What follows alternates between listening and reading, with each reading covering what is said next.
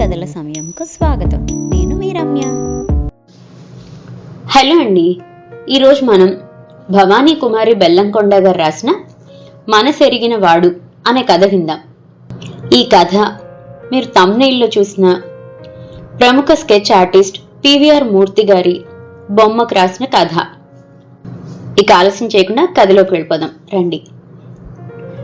Chief doctor Kedarnath doctor గౌతమ్ని పిలిచి, నీకు రేపు డ్యూటీ ఆఫ్ కదా గౌతమ్, మొన్న మన హాస్పిటల్ నుంచి డిశ్చార్జ్ అయిన రాజగోపాల్ ఇంటికి ఒకసారి వెళ్ళి ఆయన ఎలా ఉన్నారో చూసి నాకు రిపోర్ట్ చేయి అన్నాడు. గౌతమ్కి చాలా ఆశ్చర్యం వేసింది. అతను కేదార్నాథ్ మల్టీ స్పెషాలిటీ హాస్పిటల్లో పనిచేస్తున్నాడు. ప్రస్తుతం అక్కడ పనిచేస్తూనే ఎండోక్రినాలజీలో సూపర్ స్పెషాలిటీ చేయడానికి ఎంట్రన్స్ పరీక్షకి ప్రిపేర్ అవుతున్నాడు. ఇలా ఎప్పుడు తనని ఏ పేషెంట్కి హోమ్ విజిట్ చేయమని చెప్పలేదు. అతని మొహంలో ఆశ్చర్యం గమనించి కేదార్నాథ్ అన్నాడు, రాజ్గోపాల్ నాకు మంచి ఫ్రెండ్. నీ రూమ్కి కార్ పంపమని చెప్పాను. రేపు 10ంటికి వస్తుంది. ఒకసారి వెళ్ళి చెకప్ చేసి నాకు రిపోర్ట్ చేయి అన్నాడు. మర్నాడు 10ంటికల్లా డ్రైవర్ వచ్చి ఆ రాజ్గోపాల్ అన్న అతని ఇంటికి గౌతమ్ని తీసుకెళ్లాడు. ఇంటి చుట్టూ అందమైన గార్డెన్లో ఉన్న అత్యంత ఆధునికమైన భవనం అది.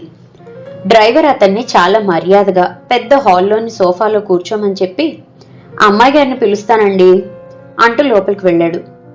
టీపై మీద ఉన్న ఏదో మ్యాగజైన్ ఉంటే చూస్తున్నాడు గౌతమ్. సన్నని చిరుమువ్వుల శబ్దం. ఆ తర్వాత అతని ఎదురుగా ఉన్న సోఫా దగ్గర నించొని, గుడ్ మార్నింగ్ డాక్టర్ అన్న స్వరం విని తల పైకెత్తి చూశాడు గౌతమ్. సన్నగా పొడవుగా లేత గులాబీ శరీర వర్ణంలో ఒక అద్భుత సుందరి తన ముందు సాక్షాత్కరించినట్లుగా తోచింది అతనికి. ఆ గులాబీ బాల నెమ్మదిగా అతన్ని సమీపించి, డాడీ రాత్రి చాలా చికాకు చేశారండి. అస్సలు నిద్రపోలేదు. చాలా కలతపడ్డారు. నాకు చాలా భయం వేసిందండి. ఆఖరికి స్లీపింగ్ టాబ్లెట్ వేసినా నిద్రపోకుండా చాలా బాధపడ్డారండి. తెల్లవారుజామున పడుకున్నారు అన్నది. ఆమె గొంతులో ఏదో దిగులు వేదన కదలాడింది. కేదార్నాథ్ గారు చెప్తే వచ్చాను చెకప్ చేయటానికి. ఎక్కడున్నారు మీ ఫాదర్ అన్నాడు తేరుకొని గౌతమ్. నేను వెళ్ళి చూసొస్తాను, లేచారేమో అంటూ లోపలికి వెళ్ళింది ఆ సౌందర్య రాశి. ఎంబీబీఎస్ చేస్తున్నప్పుడు, పీజీ చేస్తున్నప్పుడు చాలా మంది అందమైన లేడీ డాక్టర్స్ని చూశాడు గౌతమ్. కానీ ఇంత సౌందర్యవతిని ఇంతకుముందు ఎప్పుడూ చూడలేదు. ఆ అమ్మాయి మళ్ళీ వచ్చి, రండి సార్, డాడీ లేచారు అంటూ లోపలికి తీసుకెళ్ళింది. రాజ్గోపాల్ వెనక దిండు వేసుకొని కూర్చొనున్నాడు. గౌతమ్ని చూడగానే ఆయన మొహం వికసించింది. గౌతమ్ తన కిట్ ఓపెన్ చేసి ఆయన్ని పరీక్ష చేశాడు. బీపీ ఆపరేటర్స్ ఉంటే ఇవ్వండి అన్నాడు ఆ అమ్మాయిని ఉద్దేశించి. మా అమ్మాయి శరణ్య పరిచయం చేశాడు రాజ్గోపాల్. 3 రోజుల క్రితం ఒక రకమైన సీరియస్ కండిషన్లోనే రాజ్గోపాల్ని తమ హాస్పిటల్కి తీసుకొచ్చారు. అప్పుడు కేదార్నాథ్తో పాటు గౌతమ్ కూడా రాత్రంతా ఉండాల్సి వచ్చింది. 3 రోజులు ప్రయత్నిస్తే కానీ రాజ్గోపాల్ క్రిటికల్ కండిషన్ నుంచి బయటపడలేదు. కేదార్నాథ్ మీతో ఏమన్నా చెప్పాడా గౌతమ్ అన్నాడు ఆయన. దేని గురించి కొంచెం ఆశ్చర్యంగా ప్రశ్నించాడు గౌతమ్. ఆయన ఒక క్షణం ఆగి గౌతమ్ చేయి పట్టుకొని అన్నాడు, డాక్టర్, నేను కేదార్నాథ్తో మాట్లాడాను. ఇంకోసారి ఈ అటాక్ వస్తే నేను బ్రతకనని తెలుసు. నేను చనిపోతే నా కూతురు ఒంటరి అయిపోతుంది అన్నాడు దీనంగా. విచిత్రంగా చూశాడు గౌతమ్. నాకెందుకు చెప్తున్నారు ఈ విషయాలు అని. మీరు స్ట్రిక్ట్గా డైట్ ఫాలో అవ్వాలండి. ప్రశాంతంగా ఉండండి. హాట్ డ్రింక్స్ క్రమంగా మానేయటానికి ప్రయత్నించండి. రోజు వాకింగ్ చేయండి అన్నాడు గౌతమ్. అయినా నాకెందుకో చాలా భయంగా ఉంది డాక్టర్. అందుకే మీ పేరెంట్స్తో మాట్లాడమని కేదార్కి చెప్పాను అన్నాడు ఆయన. వింటున్న గౌతమ్ శరణ్య ఇద్దరూ తెల్లబోయి చూశారు. మా పేరెంట్స్తో ఏం విషయం మాట్లాడతారు? కొంచెం సీరియస్గానే అడిగాడు గౌతమ్. ఆ రోజు అంత క్రిటికల్ కండిషన్లో కూడా నేను మిమ్మల్ని చూశాను డాక్టర్. మీరు ఒప్పుకుంటే మా శరణ్యను మీకు ఇచ్చి పెళ్లి చేద్దామని. మీలాంటి యోగ్యుడైన మనిషి చేతిలో నా కూతుర్ని పెట్టగలిగితే నేను ప్రశాంతంగా వెళ్ళిపోవచ్చు అని అనుకుంటున్నాను. నా బిడ్డను చూశారు కదా, బంగారు తల్లి. రూపంలోనూ గుణంలోనూ నా తల్లికి వంక పెట్టేందుకు లేదు అన్నాడు. వింటున్న ఇద్దరూ షాక్ అయ్యారు. ముందుగా తేరుకున్న గౌతమ్, నాకు ఇప్పుడప్పుడే పెళ్లి చేసుకునే ఆలోచన లేదండి. నేను ఎండోక్రోనాలజీలో స్పెషలైజేషన్ చేయడానికి ప్రిపేర్ అవుతున్నాను. నాకు కేదార్నాథ్ గారు ఈ విషయం గురించి ఏమీ చెప్పలేదు అన్నాడు కొంచెం సీరియస్గానే. మీ గురించి, మీ కుటుంబం గురించి కేదార్ అంతా చెప్పాడు. మీరు అమ్మాయి కంటే 5 ఏళ్లు పెద్ద. మీరు బ్రిలియంట్ స్టూడెంట్, గోల్డ్ మెడలిస్ట్ అని చెప్పాడు కేదార్. శరణ్య మీకు సరిజోడి. ఇలా మిమ్మల్ని అడగకుండా ఈ ప్రపోజల్ తెచ్చినందుకు నన్ను మన్నించి ఆలోచించి మీ అభిప్రాయం చెప్పండి. మీ తల్లిదండ్రులతో మాట్లాడమంటే మాట్లాడతాను అన్నాడు రాజగోపాల్ బ్రతిమలాడుతున్న ధోరణిలో. శరణ్య కేసు చూసి వస్తానండి అంటూ డ్రైవర్ కార్ తెచ్చేలోపు బయటకు వెళ్ళిపోయాడు గౌతమ్. ఆ తర్వాత జరిగిన సంఘటనలన్నీ శరణ్య గౌతమ్ ప్రమేయం లేకుండానే జరిగిపోయాయి. గౌతమ్ తల్లిదండ్రులు రావడం, శరణ్య గురించి కేదార్నాథ్ ద్వారా తెలుసుకోవడం, ఇందులో పెద్దగా ఆలోచించాల్సిన అవసరం ఏమీ లేదని సీతారాం భావించటం, అన్నీ ఒకదాని వెంబడి ఒకటి జరిగిపోయాయి. రాజగోపాల్ ఆరోగ్య పరిస్థితి కంట్రోల్లోనే ఉంది. కేవలం తనకి శరణ్య మధ్య పరిచయం కలిగించడానికి ఇంటికి పిలిపించారన్న సంగతి తెలిసి గౌతమ్కి తన చీఫ్ మీద చాలా కోపం వచ్చింది.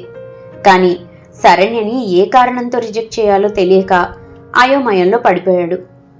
కేదార్నాథ్ ఇంకా ఆలస్యం చేయకుండా గౌతమ్ తల్లిదండ్రులైన సీతారాం, సరస్వతిలను పిలిచి ఎంగేజ్మెంట్కి ఒప్పించాడు. గౌతమ్కి ఒక అక్క జాగృతి, బావ గోపీనాథ్ కలుగు చేసుకుని అతనికి నచ్చ చెప్పారు. సరస్వతికి శరణ్య చాలా నచ్చింది.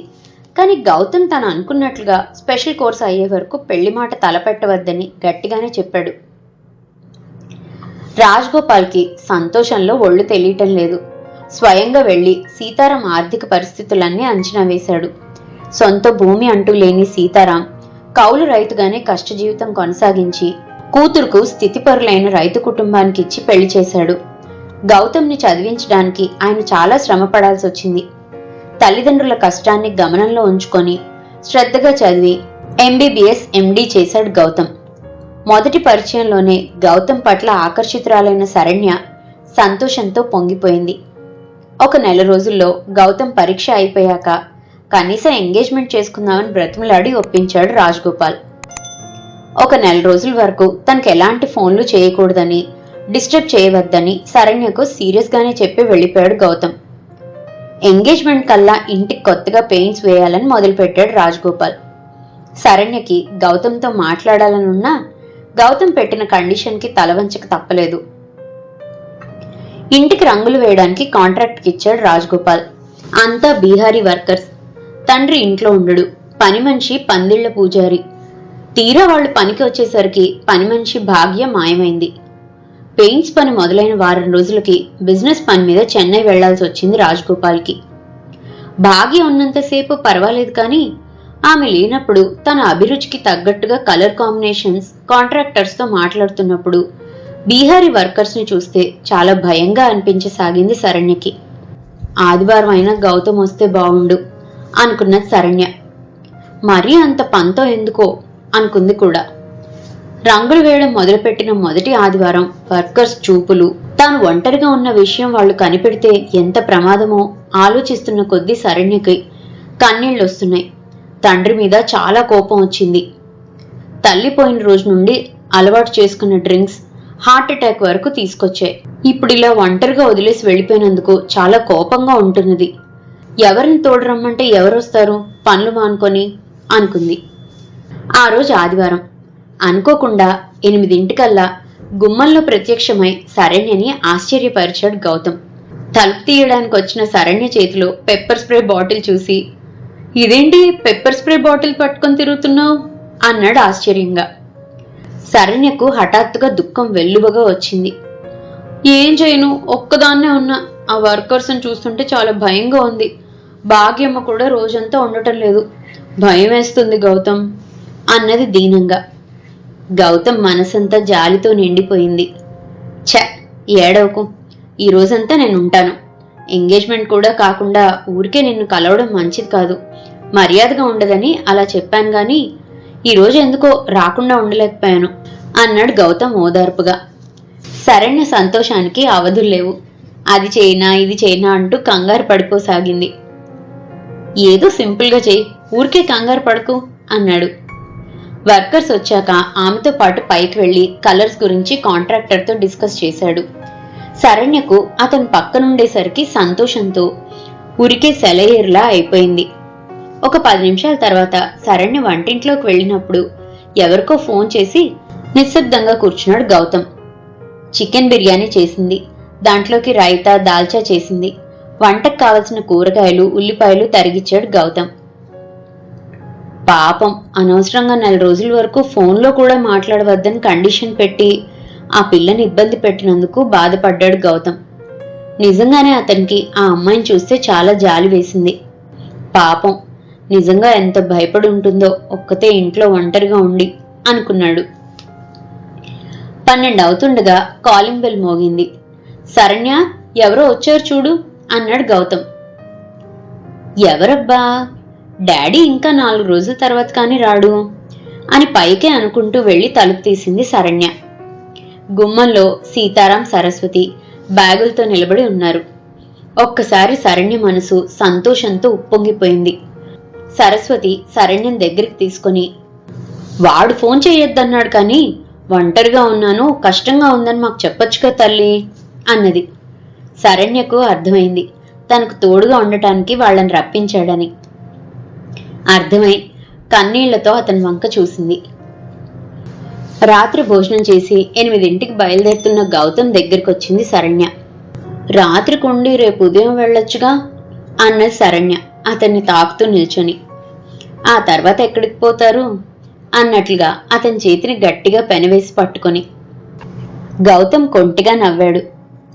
మా చీఫ్ ఫోన్ చేసి హోమ్ విజిట్ ఫలానా రాజగోపాల్ ఇంటికి వెళ్ళమన్నాడే అనుకో, వెంటనే వస్తిని పో. ఆయన మా అమ్మాయిని చేసుకో అంటే నేను ఇప్పుడప్పుడే పెళ్లి చేసుకునే ఉద్దేశమే లేదని ధీరోద్దాతంగా చెప్పిన వాడిని. ఆ మాట మీద నిలబడొచ్చుగా, నిలబడలేకపోయా. ఎందుకంటే ఈ గులాబీ బాలని, ఈ ముగ్ధ మనోహర బాలికని ఎవడెత్తుకుపోతాడో అని కంగారు పడి ఊహు అనాల్సిన వాడిని ఊ అంటిని. ఊరుకోవచ్చు కదా, ఇప్పుడే ఎంగేజ్మెంట్ అంటూ ఏమీ వద్దు, ఫోన్ కాల్ కూడా చెయ్యొద్దు అని ప్రగల్భాలు పలికిన వాడిని. వారం తిరిగేసరికి అటు చదువుని అటకెక్కించి ఇటు వచ్చి తినిపో. నువ్వు ఒంటరిగా ఉండటం చూసి కంగారు పడి మా అమ్మా నాన్ని పిలిపించా. శుభ్రంగా డ్యూటీ చేసుకుంటూ ఎంట్రన్స్ ఎగ్జామ్స్కి ప్రిపేర్ అవుతున్న నన్ను ఇట్లా ఆగమాగం చేసావు అన్నాడు నాటక ఫక్కీలో. నేనేం బాలికను కాదు. సిగ్గుతో అతని భుజంలో మొహం దాచుకుంది శరణ్య. గౌతమ్ నెమ్మదిగా అన్నాడు, అమ్మా నాన్న పనులయ్యే వరకు నీకు తోడుగా ఉంటారేం, సరేనా? శరణ్య, ఇంక వాళ్ళని వెనక్కి వెళ్ళనివ్వను. గౌతమ్, ఇప్పటి వరకు నేను అనుభవించిన ఒంటరితనం చాలు. వాళ్ళు మనతో ఉంటేనే కదా మీరు నేను సంతోషంగా ఉండగలిగేది. అయినా ఈ వయసులో ఆ కౌలు వ్యవసాయం చేయాల్సిన అవసరం ఏమీ లేదు. డాడీ అభిప్రాయం కూడా ఇదే, నేను ఒప్పిస్తాను అన్నది దృఢంగా. గౌతమ్ నవ్వి, ఇప్పటికే నన్ను ఇల్లరిక పళ్ళున్నయ్యానని ఏడిపిస్తున్నారు, ఇంకా వాళ్ళు కూడా ఇక్కడే ఉంటే ఆర్ధోక్తిలో ఆపేశాడు గౌతమ్. ఈ వయసులో కొడుకు దగ్గర ఉండక ఎక్కడో ఎందుకు ఉండాలి గౌతమ్? అయినా నాకున్నదంతా మీదే అయినప్పుడు వాళ్ళు దూరంగా ఉండి ఎందుకు కష్టపడాలి? ఎవరేమనుకున్నా సరే నేను కేర్ చేయను అన్నది. నాన్న ఒప్పుకోరేమో సంశయంగా అన్నాడు గౌతమ్. నేను అడిగితే మామయ్య కాదనరు అన్నది శరణ్య ఎంతో నమ్మకంగా. గౌతమ్ నవ్వి, చూడమ్మాయి, నువ్విలా నేను వచ్చినప్పుడల్లా ప్రత్యేకంగా తయారై కనిపించి నా మతి పోగొట్టుకో అన్నాడు. ఐశ్వర్యంలో పుట్టి పెరిగిన అహంకారం లేని శరణ్యకి నవ్వుతూ బాయ్ చెప్పి బయటకు అడుగేశాడు గౌతమ్. ఇదండి భవానీ కుమారి బెల్లంకొండ గారు రాసిన మనసెరిగిన వాడు కథ. మరో మంచి కథతో మళ్ళీ కలుసుకుందాం. అంతవరకు సెలవు. ఈ కథ కనుక మీకు నచ్చినట్లయితే లైక్ చేయండి, షేర్ చేయండి. అండ్ మరిన్ని ఇంట్రెస్టింగ్ కథల కోసం ప్లీజ్ సబ్స్క్రైబ్ టు మీ కథల సమయం. Thank you.